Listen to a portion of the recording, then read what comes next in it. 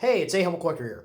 And in today's video, we're going to look at the two-panel death card of Josef Vogl. So without further ado, we'll go ahead and get started.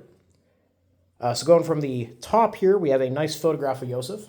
And then pray for the honored Herr Josef Vogl, factory worker in Grafenau, Gefreiter in an infantry regiment, who died a heroic death for the Führer, people, and fatherland on May 22nd, 1940, at the age of 28.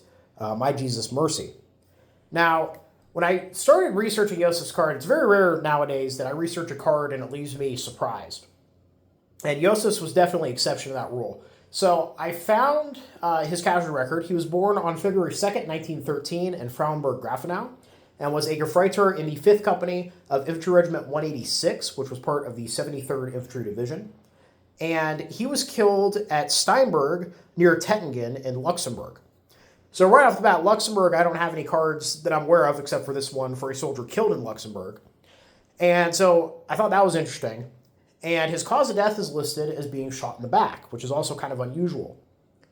So I started doing some research, and what I found was that Luxembourg had surrendered on May 10th, which is 12 days before Josef is killed. So very strange for him to be shot in the back in Luxembourg if the fighting's already over. Now, of course, the border with France is right there. There is skirmishing going on the border between the Germans and the French Third Army, which I believe was in the area at the time. But it's odd to me if Josef was just walking around at Steinborg, supposedly near Tetingen, in a country that should be safe for him, he'd be shot in the back. However, the really frustrating thing is that despite having Steinborg listed on all his casualty records, there is no Steinborg near Tetingen, Luxembourg, that I could find. There are two Steinborgs about an hour away each. There's Steinborg, Germany, and Steinborg, France. But none of those are anywhere near Tetingen, at least close enough for them to put by Tetingen in the casualty record. So I'm kind of in a weird impasse where, as far as I can tell, there's only really two options. Either Josef was killed by the French close to the Luxembourgish border, or he was walking around in the country and was shot in the back by a Western freedom fighter. Even though the organized resistance didn't start in Luxembourg until 1941, that's absolutely no reason why a citizen couldn't pick up a rifle and do something for themselves.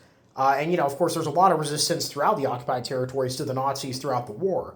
However, if he was actually shot by a freedom fighter, that is the earliest recorded case I'm aware of in any of the Western occupied territory.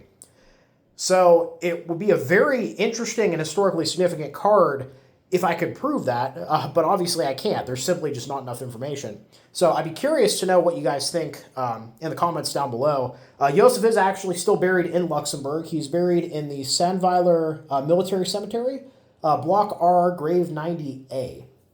And I do actually have a card for another member of the 73rd Infantry Division, Georg Ronzinger, who is a Gefreiter in the 7th Company of Infantry Regiment 170, would die at Nizhny Bakanskaya in Russia on August 28th, 1942. And then moving to the back of the card here. Holy Mary, Mother of God, pray for us.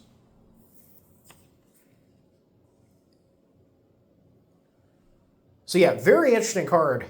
Like I said earlier, not often I get surprised. This one had a few surprises for me as I was researching it. I spent a lot of time double checking things, so I think I'm have all the information accurately here.